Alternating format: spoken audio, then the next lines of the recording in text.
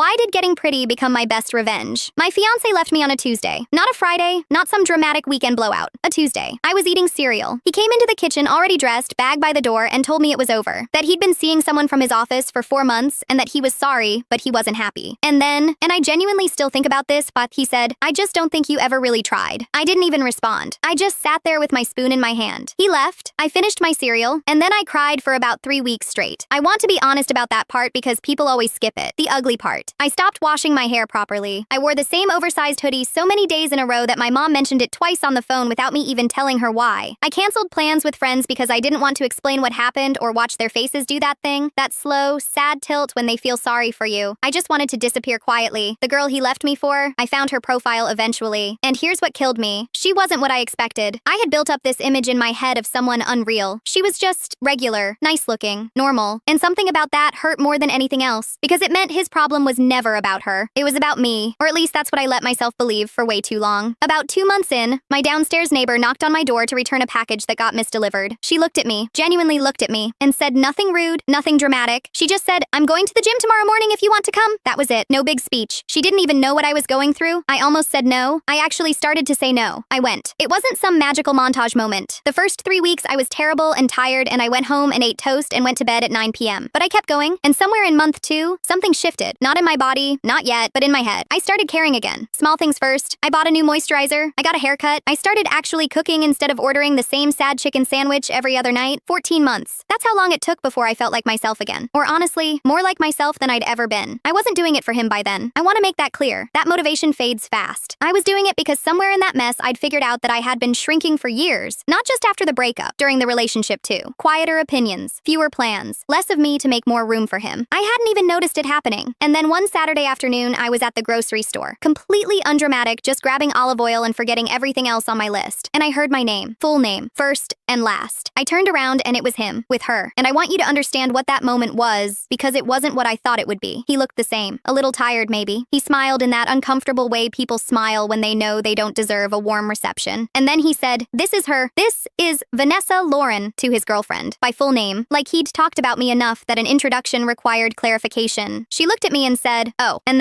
this is the part that got me. She smiled, genuinely, and said, "It's really nice to meet you." I said it was nice to meet her too, and I meant it. He stood there looking like he was waiting for something. Some reaction. Some version of me that would make him feel better or worse about his choices. I didn't give him either one. I said it was good to see him, grabbed my olive oil, and walked away. I cried in my car a little. I'm not going to pretend I didn't, but it wasn't the sad kind. It was the kind that comes out when something is finally, actually over. Getting pretty wasn't the revenge. Getting unbothered was.